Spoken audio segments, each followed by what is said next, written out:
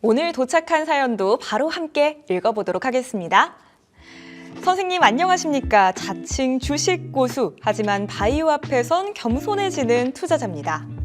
단타는 기본, 중장기 투자는 예술이라 믿고 살아왔지만 역시 제약 바이오주는 감당이 쉽지 않네요. 저는 그중에서도 이 종목을 매수했습니다.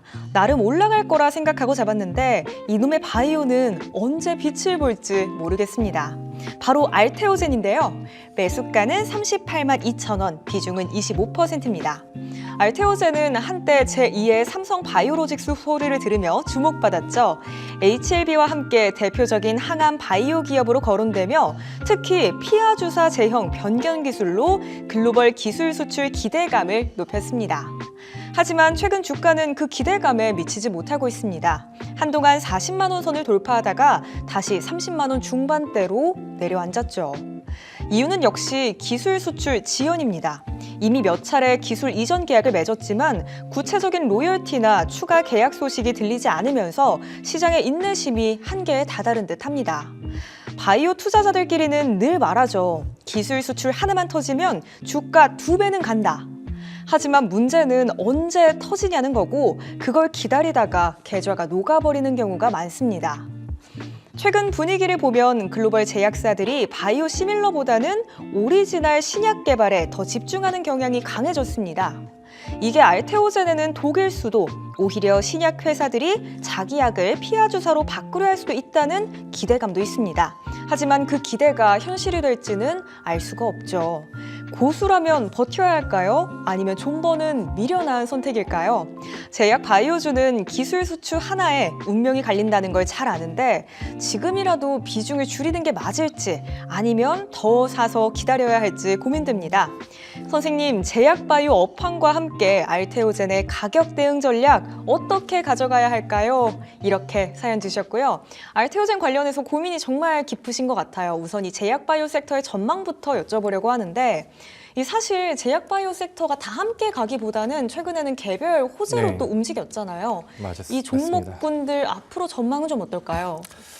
일단은 뭐 제약 바이오 자체가 업황에 대한 뭐 전망을 질문하신다라고 하면은 지금 흘러가는 흐름 자체가 맑음이라고는 하기에는 조금 좀 애매합니다. 다만 시간의 텀을 두고 본다라고 하면은 맑음이 될 가능성은 뭐 장기적으로는 좀 있다라고 이제 말씀을 드릴 수 있을 것 같은데 최근에는 뭐 시장 안에서 그러니까 2024년도 하반기 그다음에 2025년도 이제 넘어오기 전에 그러니까 지금 제약주들이 한번 좀 흥행을 했었던 그런 시기들을 본다라고 하면은 그러니까 금리 인하에 대한 기대감들이 시장에서 좀 커졌었을 때 그때 이제 시장에서 이제 관련된 종목들이 전반적으로 이제 같이 반응을 좀 하는 그런 사례들이 좀 있었죠.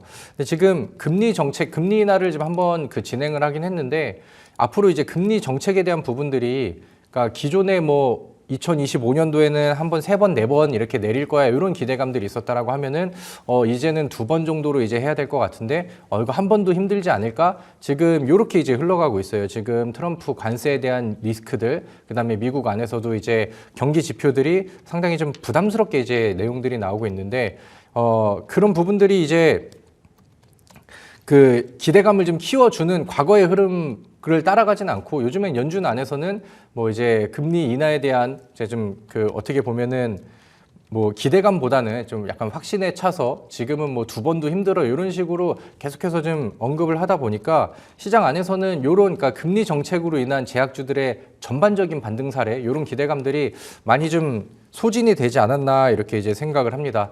그리고 이제 오늘 일단은 요거는 이제 우리가 조금 더 좀 딥하게 기다려봐야 되는 그런 내용이긴 한데 오늘 자동차 업종에 트럼프가 이제 관세 이야기를 좀 했죠. 그리고 이제 추가적으로 이제 우리나라한테 부담이 될 수 있을 만한 내용들은 반도체 쪽이라던가 아니면 이제 제약 섹터 쪽이라던가 이쪽 안에서도 이제 추가적인 관세 발표에 대한 좀 어떻게 보면 예고성 멘트들을 좀 뱉어놨죠. 그래서 지금 이런 분위기들 그다음에 이제 뭐 관세에 대한 우려감들 이런 거를 놓고 본다라고 하면은 제약 바이오 시장이 지금 당장 현재 안에서는 좀 맑음이라고 보기에는 좀 어렵지 않을까 이렇게 생각을 해요. 근데 이제 우리나라 안에서 코스닥 시장에서 특히나 이제 좀 특징적으로 나오는 부분들은 시가총액 상위 랭커들이 랭킹되어 있는 그런 제약 바이오들은 좋은 움직임을 보이는 종목들이 좀 제법 있었어요. 다만 시장에서 그 상위 랭커 안에서 들지 못하는 중소형 그런 제약주들은 소외가 된 지 거의 뭐 1년, 2년이 좀 넘어가고 있는 그런 상황이거든요. 그래서 그러니까 지금 흐름을 보시면은 제약주들의 전반적인 분위기가 왔다라고는 생각이 들진 않아요. 그러니까 올려다가 다시 좀 돌아간 그런 상황인데 그 안에서 이제 몇몇 선별되어 있는 개별적인 이슈가 강한 종목들, 그 다음에 이제 거기 안에서 뭐 특별한 뭐 기술 수출이라던가 아니면 뭐 FDA 임상 뭐 이슈라던가 이런 것들을 가지고 있는 선별되어 있는 종목들만 시장 안에서 좀 관심을 많이 받고 있고, 그렇기 때문에 그쪽으로 제약주에 대한 수급들이 좀 많이 쏠려 있지 않나 이렇게 생각을 합니다. 어떻게 보면은 뭐 알테오젠이 그런 시장 분위기에 가장 큰 수혜를 받았었던 2024년도에는 어마어마하게 상승을 하고 아직까지도 이제 진행형으로 이어지고 있는 그런 대표 수혜 종목이지 않을까 이렇게 생각을 합니다. 그래서 차트를 좀 놓고 보도록 할게요. 근데 우리 시청자분께서 이 알테오젠이라는 종목을 이제 말씀해 주셨고 좋은 점들도 뭐 충분히 좀 많이 해주셨죠. 뭐 키투르다 얘기도 뭐 마찬가지고 다 좋은 내용들, 그다음에 우리나라 제약 기업 안에서 가장 지금 잘 나가고 있는 그런 상황들도 맞는데, 그렇게 말씀하시고 분석을 해보시고 조사를 해보셨던 좋은 내용들이 맞아요. 그 내용들은 좋은 내용인데 그렇기 때문에 그게 주가에 지속적으로 반영이 됐습니다. 2023년도에는요, 주가가 4만 원대 있었거든요. 근데 이제 2024년도 1년이 지나고 한 1년 반 정도가 더 지나고 주가는 40만 원을 넘어갑니다. 그러니까 10배 이상의 점프가 나온 거죠. 그러니까 좋은 내용을 가지고 있었던 것도 맞고, 그 다음에 이제 우리나라 제약 안에서 좋은 이슈와 그 다음에 좋은 수출 이런 것들을 가지고 있었던 것도 맞는데, 그런 부분들이 저는 충분히 많이 반영이 됐다라고 생각을 해요. 최근에 이제 뭐 아스트라제네카 쪽이랑의 뭐 이런 수출 계약이라던가 아니면은 최근에 좀 괴롭혔었던 특허 분쟁에 대한 내용들도 이제 해소를 했다, 이런 내용들이 좀 나오긴 하는데, 뭐 반영이 되다가도 다시 한번 시장이랑 같이 좀 대밀리고 반영이 되다가도 대밀리고 이런 사례들은 계속해서 나오고 있거든요. 근데 우리 시청자분께서 매수가를 지금 많이 올라가 있는, 그러니까 대략 2년 동안 10배 이상이 올라간 자리에서 매수를 하셨기 때문에 이걸 대응을 하면서 뭔가 이제 좀 그 대응책에 대해서는 하단 구간들에 대한 뭐 손절가를 좀 확실히 한다라던가 아니면 이제 지금은 많이 올랐기 때문에 특별한 악재가 없어도 차익 매물로 하루 만에 10% 15% 음봉이 나오거나 그런 것들도 저는 충분히 가능하다고 보거든요. 그러니까 그런 부분들을 좀 고점에서 매수를 했기 때문에 좀 감안하고 안고 가야 되지 않을까 이렇게 생각을 합니다.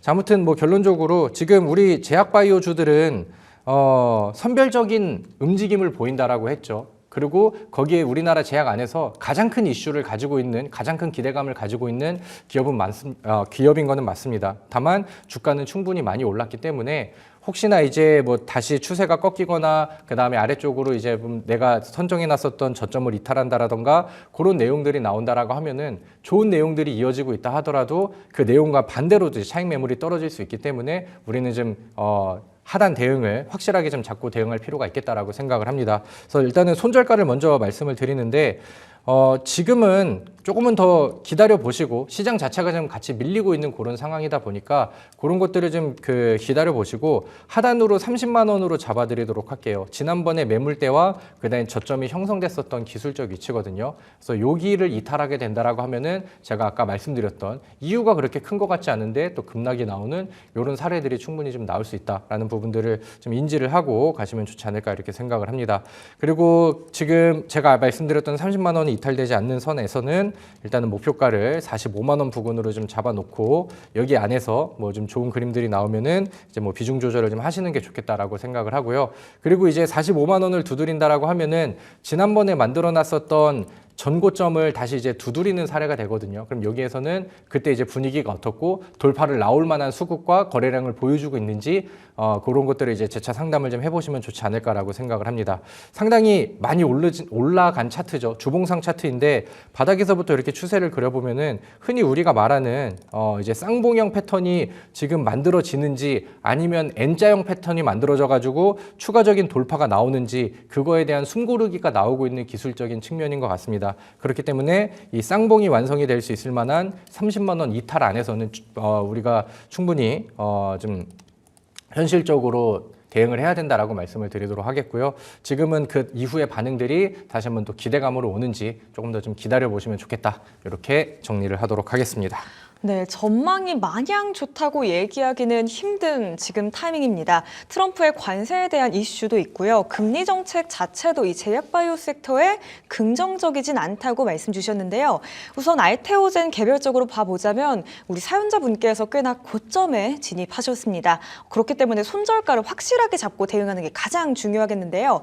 우선은 지금 시장 자체가 힘드니까 조금 더 홀딩하면서 바라봐 보시고요. 저희가 손절가는 30만 원 잡아드리도록 하겠습니다. 30만 원 하단으로 이탈하게 된다면 비중 조절 어느 정도는 꼭 해보시고요. 목표가는 1차적으로 45만 원 선 봐보도록 할게요.